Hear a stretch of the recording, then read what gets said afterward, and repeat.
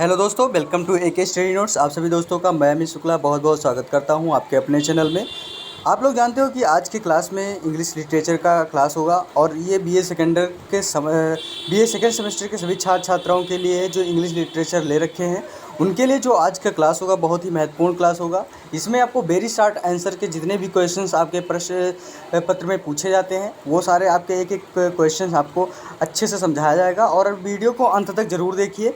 ये आपका most important very short answer question के अंतर्गत के क्वेश्चंस आपको मिलेंगे। तो मेरे प्यारे दोस्तों, आज आपको हम बता दें कि सबसे अहम भूमिका जो आपके इस वीडियो से आप लोग पढ़ेंगे तो आपको कितने क्वेश्चंस आपको कैलकुलेट करके आपके अपने पेपर में मिलेगा। तो ये सारे चीज़ें आपको यहाँ से देखने को मिलेगा। तो देर ना करें दोस्तों, वीडियो को अंत तक ज़रूर देखिएगा क्योंकि एक एक क्वेश्चंस आपके जो पेपर में आएंगे वो बहुत ही महत्वपूर्ण होगा और ये सारे क्वेश्चंस आप लोग अच्छे से अगर देख लेंगे तो आपके पेपर में 90% क्वेश्चन आपको मिल जाएंगे। तो दोस्तों, आज के इस वीडियो में आप लोग को पूर्ण रूप से सहयोग देना होगा, आपको अपने आप से आर्थिक को मजबूत करना होगा। तो ये सारी चीज़ को देखते हुए आप लोग को क्वेश्चन को तैयार करते रहिए। तो आइए चलते हैं आपकी क्लास की तरफ। तो आज का आपका प्रश्न होगा, ये आपका है कि what is the theme of sonnet. Sonnet का थीम का बात करें, थीम का मतलब होता है विषय, यानी कि सोनेट का विषय क्या है। आंसर में लिखेंगे the sonnet has been used of different purpose, यानी कि सोनेट का उपयोग विभिन्न उद्देश्यों के लिए किया गया है।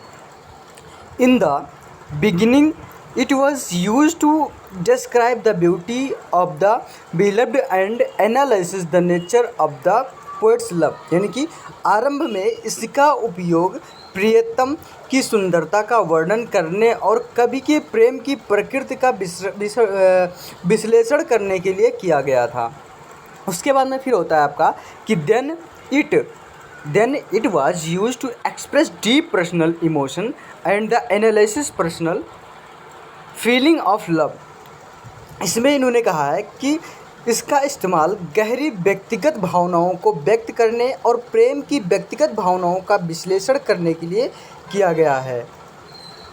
उसके बाद में फिर आपका इसमें आता है कि दियर आफ्टर, इसके बाद thereafter it was use to religious, patriotic, politics, satirical and deductive purpose, यानी कि इसके बाद में इसे धार्मिक, देशभक्ति, राजनीतिक, व्यंग्यपूर्ण और उपदेशात्मक उद्देश्य के लिए इस्तेमाल किया गया है। और इट्स फ्रॉम इट रेसी, यानी कि इसका रूप चक्रीय है।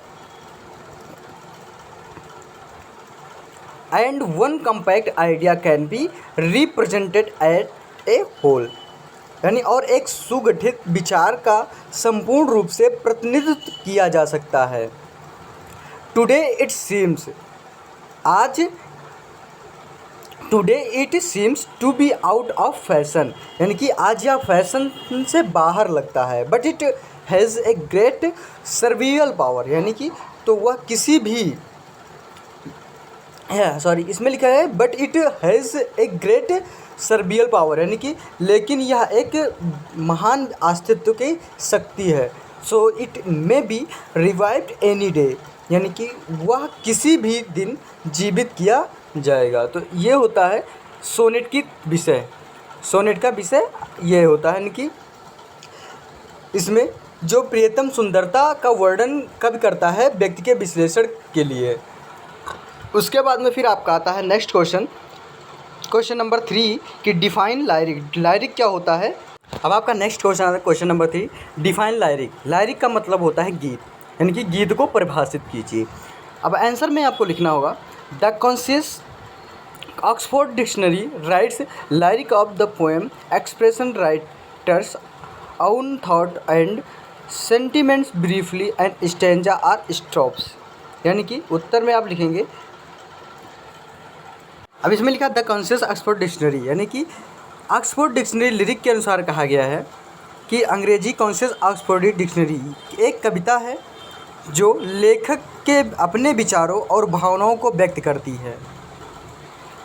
According to James Reeves It is a short poem in a fixed form expressing a single thought or emotion. यानी इसमें आपका होगा कि जेम्स रीव्स के अनुसार यह एक निश्चित रूप में एक छोटी कविता है जो एक ही विचार या भावना व्यक्त करती है।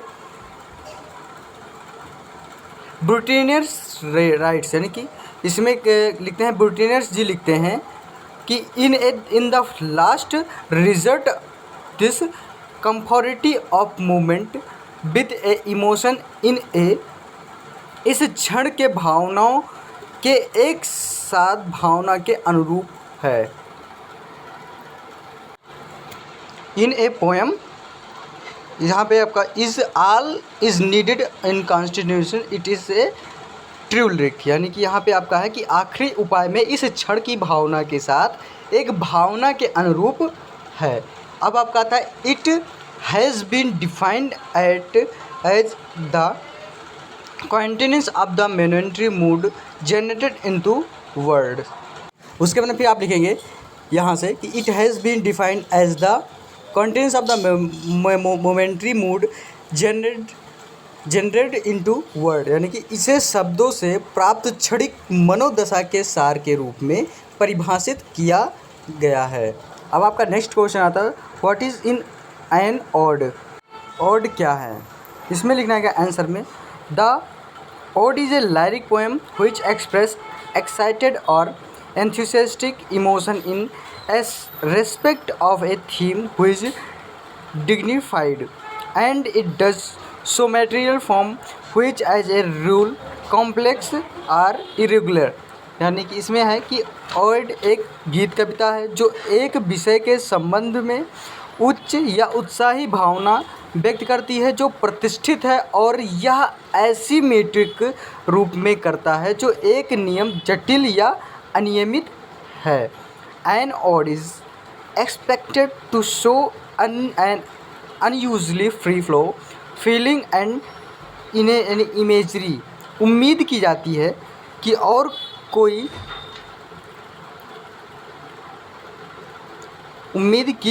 कि कोई ऑडी आसमान रूप से मुक्त भाव और कल्पना का प्रवाह दिखाई देगा। उसके बाद फिर आपका आता है कि ode is any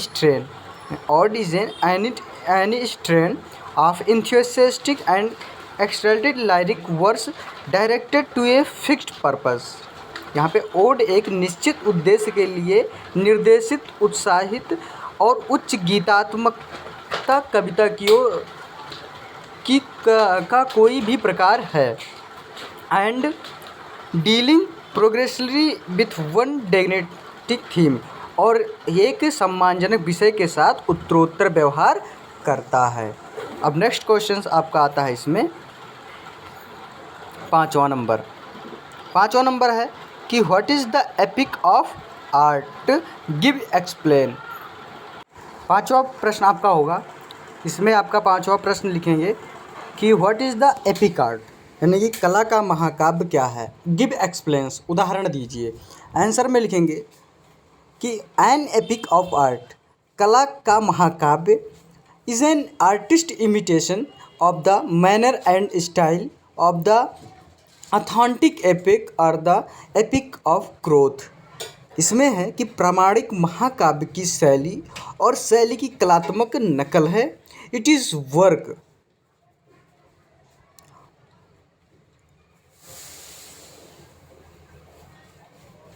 It is the work of man who tries in imitate of the excel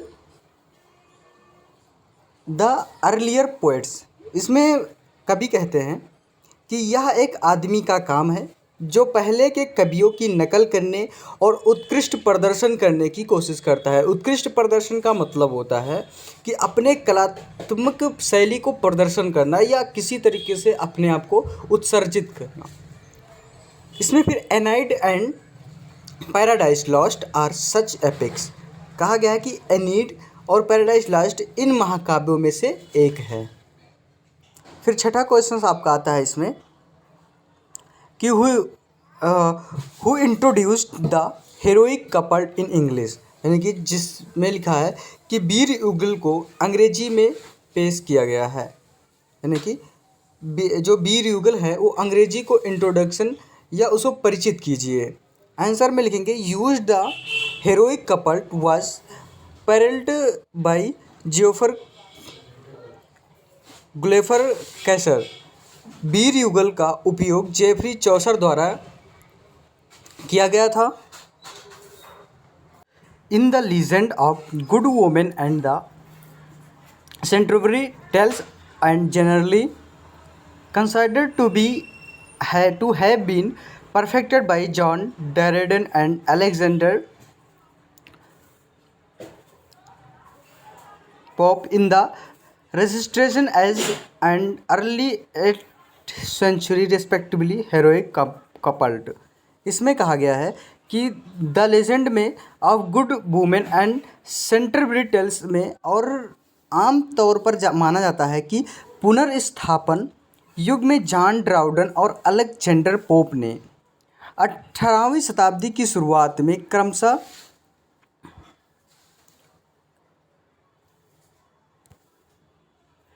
क्रमशः हेरोडोट डॉट्स यहाँ पे आपको बताएंगे हेरोडोट डॉट्स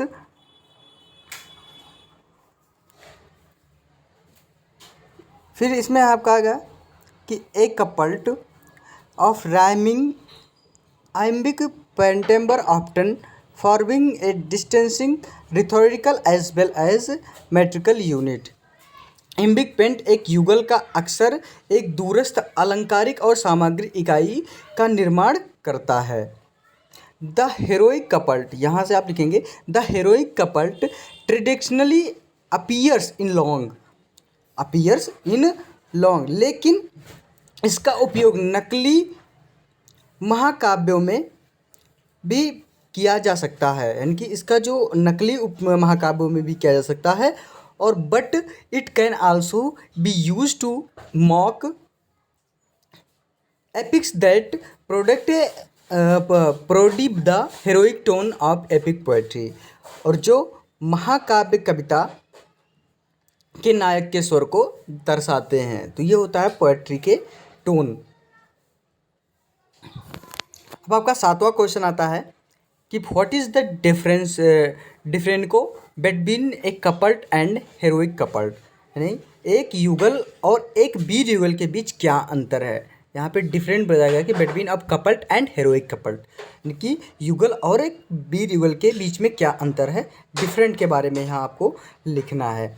अब आएगा answer a heroic couplet is a specific type of couplet that discuss heroic theme, यानी एक वीर युगल के विशिष्ट प्रकार का युगल है जो और विषयों का चर्चा करता है।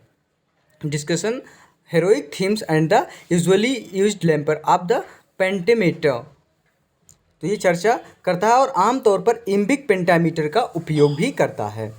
यहीं पे बात करते हो एन ऑर्डिनेट कपल्ट एन और दूसरी ओर ऑन द अदर हैंड, दूसरी ओर एक साधारण युगल is simply two successive line and poetry in often two lines that rhyme and the employ the same metre, यानी दूसरी ओर एक साधारण युगल कविता की केवल 2 क्रमिक पंक्तियाँ होती हैं जो प्रायः 2 पंक्तियाँ होती हैं जो एक छंद का प्रयोग करती हैं। Couplet can be classified as either open couplet or close कपल्ट्स, युगल को या तो खुले दोहे या बंद दोहे के रूप में वर्गीकृत किया जाता है या फिर उसे हम 2 बराबर भागों में बांटा जाता है। उसके बाद फिर आता है ओपेरा। अब आपको होता है यहाँ open. Couplet have a couplet thought that progresses over a pair lines with pronunciation only at the end of the second line. यहाँ ओपेरा युगल में एक पूर्ण विचार है जो केवल दूसरी पंक्ति के अंत में ऑलनेस की एक जोड़ी पर आगे बढ़ता है। Close couplet so have an in stop closing out each line, और बंद युगल प्रत्येक पंक्ति को बंद कर देते हैं। तो इस तरीके से आपका डिफरेंट ऑफ कपल्ट एंड ओपन कपल्ट के बारे में हमने आपको बता दिया इसमें, यानी कि कपल्ट एंड हीरोइक कपल, दोनों के डिफरेंट में आपको समझ में आया होगा। फिर क्वेश्चन नंबर 8वां आपका आता है कि what is the tone of a poem, यानी कविता का स्वर क्या है, यानी कि what is the tone of poem. Tone का मतलब होता है स्वर, जिसे हम कहते हैं गढ़क। उसके अंदर फिर आपका आता है पोएम। पोएम मतलब कविता होता है। कविता का एक स्वर क्या है, आंसर में लिखेंगे कि टोन कैन बी प्लेफुल, यानी कि स्वर चंचल। जो आपका मिलेगा इसमें कि tone can be playful, humorous, regretful, anything, and it is can change as the poem goes along, यानी कि स्वर चंचल, विनोदी, खेदजनक, कुछ भी हो सकता है और कुछ भी बदल सकता है जैसे कविता आगे बढ़ती है। जैसे जैसे कविता आपको बढ़ती है उसी तरीके से उसकी जो स्वर की चंचलता है, यानी कि प्लेफुल कैन बी। हैमरस का मतलब होता है विनोदी, रिग्रेटफुल का मतलब समझते हो खेदजनक होता है, और एनीथिंग आप समझते हो कुछ भी हो, एनीथिंग एट इट्स कैन तो कुछ भी है, जैसे स्वर कैसे भी हो वो अपने अकॉर्डिंग बढ़ता जाता है।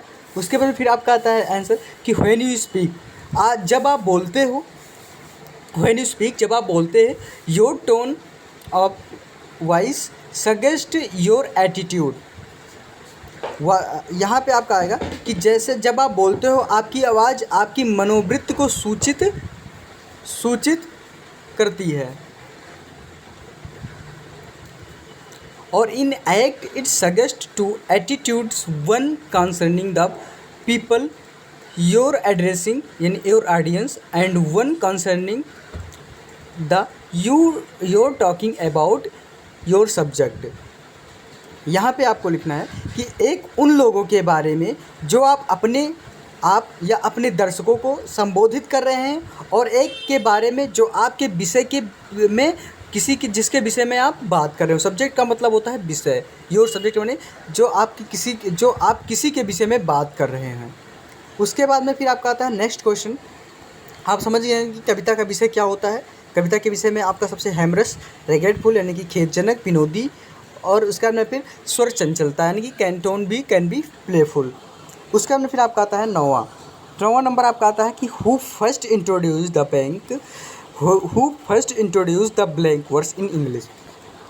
इसमें आपको लिखना है कि जिन्होंने पहली बार अंग्रेजी में खाली पद की शुरुआत की है। ब्लैंक्स का मतलब होता है खाली और वर्ड्स का मतलब होता है पद, यानी अंग्रेजी में खाली पद की शुरुआत। इंट्रोड्यूस का मतलब समझते हो आपकी व्याख्या करना या किसी को इंट्रोड्यूस करवाना। उसका में आपको लिखना है आंसर में कि blank verse was introduced into England by the Earl of Surrey in about 1514, यानी कि लगभग 1540 में earl C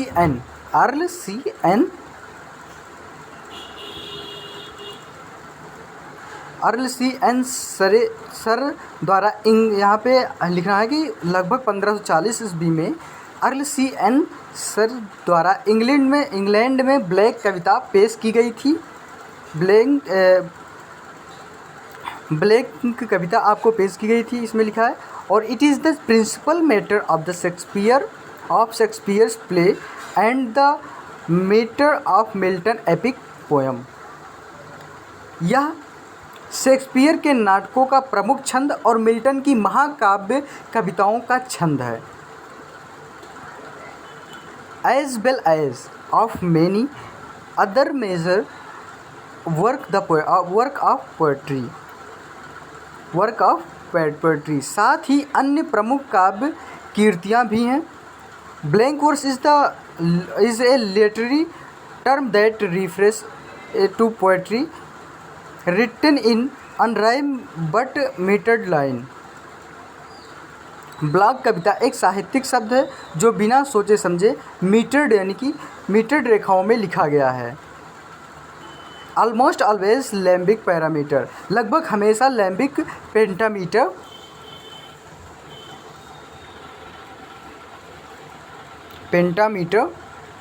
concerning the people your addressing your audience and. अब आपका नेक्स्ट क्वेश्चन दसवां आता है कि explain the function of rhyme.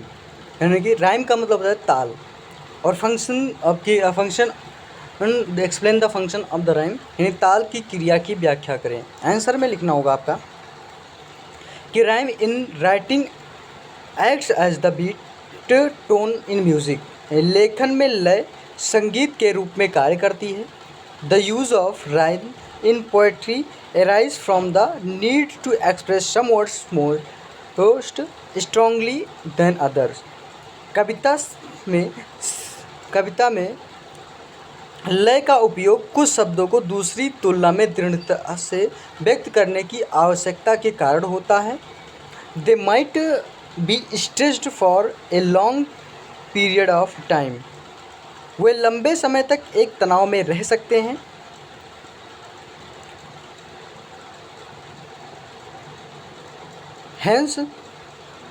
Hence, the repeated use the rhyming pattern of such excess produced rhythmical effect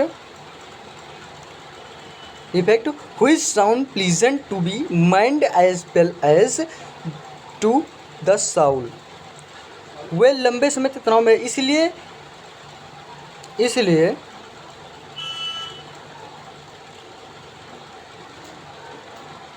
hence the repeated, इसलिए यीशु के तालबद्ध pattern को बार बार उपयोग ग्रहण लयबद्ध प्रभाव उत्पन्न करता है जो आत्मा के रूप में मन के लिए सुखद लगता है।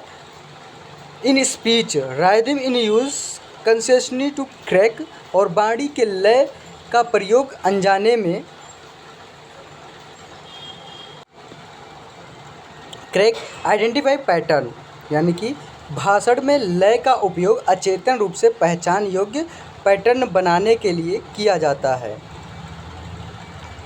है। Moreover rhyme capability and the audience any readers alike by giving musical effect to a speech or a literacy pieces. इसके अलावा ताल किसी भाषण या साहित्यिक कीर्ति को संगीत में प्रभाव देकर दर्शकों को समान रूप से आकर्षित करते हैं। Effect of speech in the literacy pieces, यानी इसके अलावा बात करें तो जो साहित्यिक कीर्ति है और संगीत में प्रभाव है देखकर दर्शकों को अपने और आकर्षित करना पड़ता है। तो ये होता है ताल की क्रिया। ये होता है क्या? ताल की क्रिया। अगर इंग्लिश की बात करें तो explain the function of rhyme. Function of rhyme का मतलब होता है, उसके बाद में आपका 11वां क्वेश्चन है, क्वेश्चन नंबर 11वां कि what is the metre in poetry. कविता में मीटर क्या है? कविता में मीटर क्या है? आंसर लिखना होगा कि मीटर एक कविता के भीतर एक रेखा की मूल लयबद्ध संरचना है। इसमें आपका होगा कि metre is the basic rhyme structure of a line within in a work poetry, यानी कि मीटर एक कविता के भीतर एक रेखा का मूल लयबद्ध संरचना है। और मीटर कंसिस्ट ऑफ 2 कंपोनेंट्स, और मीटर में 2 घटक होते हैं। पहला तो आता है the metre, the number of syllables, शब्दांश की संख्या, द नंबर ऑफ सिलेबस, यानी कि सिलेबस का बात करें तो इसका विषय की संख्या, यानी कि शब्दांश की संख्या होता है इसमें आपका। दूसरा आपका आएगा इसमें, दूसरा नंबर आपका आता है कि ए पैटर्न ऑफ एम्फेसिस ऑन दो सिलेबस, यानी उस शब्दांशों पर जोर देने की एक पद्धति है। इसमें आपका है कि a line of poetry can be broken into feet, यानी कि पोरी की एक पंक्ति को फील में तोड़ा जा सकता है। Which are individual unit within in a line of poetry, जो कविता की एक पंक्ति के भीतर व्यक्तिगत इकाई है। A foot of poetry has a specific number or syllables and a specific pattern of emphasis, और कविता की एक फुट में विशिष्ट संख्या में शब्दांश और बल देने की एक विशिष्ट पद्धति होती है। जो एम्फेसिस होती है कि species of pattern of emphasis, syllables की जो पद्धति है, शब्दांश की जो पद्धति है या विशिष्ट पद्धति है, वो बल देने की एक विशिष्ट पद्धति के रूप में मानी जाती है। नेक्स्ट क्वेश्चन 12वां आपका आता है इसमें कि what is the central idea of the poem true love, यानी कि इसमें सेंट्रल आइडिया का जो है, सेंट्रल आइडिया का जो लव का पोएम है कि सच्चा प्यार का poem to love of control central idea poem the true love, यानी कि क्या है सेंट्रल आइडिया। इसमें आपको आंसर लिखना है कि the poet observe the nature of the word and find that nothing is consultant in this consultant word. कवि ने संसार की प्रकृति का अवलोकन किया है और पाया कि इस अनिर्वचनीय संसार में कुछ भी स्थिर नहीं है। In spite of this, he agrees that his love is constant and it cannot change with the change of the time. इसके बावजूद वे इस बात से सहमत हैं। इसके बावजूद यहाँ पे कहा है कि in spite of this agrees, इस बात से सहमत हैं कि that his love constant and it cannot change. It cannot change.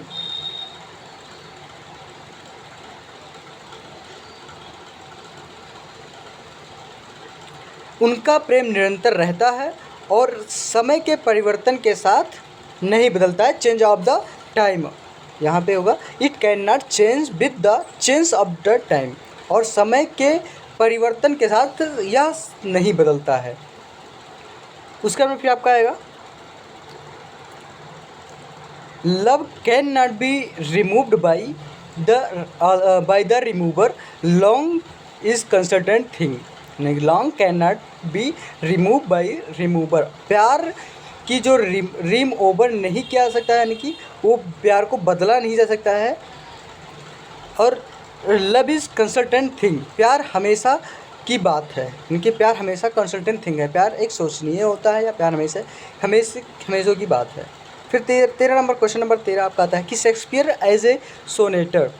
Shakespeare जो है 13वां क्वेश्चन है कि शेक्सपियर एक सोनेटर के रूप में, शेक्सपियर एक सोनेटर के रूप में। आंसर में आएगा कि Shakespeare was a one the major sonneteers of the Elizabethan age. Shakespeare Elizabethan युग के प्रमुख सोनेटियर्स में से एक थे। Nobody else could have his depth and variety, किसी और के पास उनकी गहराई और विविधता, his simplicity but richness of thought, यानी उनकी सादगी और विचार की समृद्धि नहीं था। There is perhaps no collection of English poetry more widely known and praised than Shakespeare sonnets। संभवतः अंग्रेजी कविता का कोई भी संग्रह शेक्सपियर के गीतों से अधिक व्यापक रूप से ज्ञात और प्रशंसात्मक नहीं है। यानी कि कलेक्शन जो होता है प्रेज्ड यानी कि प्रशंसात्मक शेक्सपियर सोनेट्स और प्रशंसात्मक नहीं है। And certain no collection of English poetry, और निश्चित रूप से अंग्रेजी कविता के has been more often used and measured, भी संग्रह अधिक दुरुपयोग और गलत तरीके से किया गया है। यानी कि इसकी अगर पूरे की बात करें कि and certainly no collection of English poetry has been more often used and measured, और निश्चित रूप से अंग्रेजी कविता के किसी भी संग्रह का अधिक दुरुपयोग और गलत तरीके से किया गया है। तो इस तरीके से आपको हमने शेक्सपियर एज सोनेट यानी कि शेक्सपियर एक सोनेट के रूप में बताया कि शेक्सपियर किस तरीके से सोनेट के रूप में अवेलेबल हैं। तो मैंने आपको एक एक करके सारे क्वेश्चन आपके ये जो क्वेश्चन है हिंदी एंड इंग्लिश में एक्सप्लेन किया। दोस्तों आपको ये जो क्वेश्चन है ये बहुत ही लाजवाब क्वेश्चन होगा और बहुत ही महत्वपूर्ण क्वेश्चन होगा। और वीडियो को अभी तक दोस्तों लाइक नहीं किया जरूर लाइक कर दें, चैनल को सब्सक्राइब करना ना भूलें और एक दूसरे को वीडियो को शेयर ज़रूर करें। तो इसी के साथ दोस्तों मैं अगली वीडियो के साथ ज़रूर उपस्थित होऊंगा। उसमें आपका मॉडल पेपर होगा जो कि 1 घंटे से एबव का पेपर होगा। तो ध्यान रहे दोस्तों, वीडियो को अंत तक देखना ना भूलें क्योंकि इस पेपर में आपको बहुत ही मज़ा आने वाला है। और अगली वीडियो के साथ ज़रूर उपस्थित होंगे। धन्यवाद दोस्तों, जय हिंद।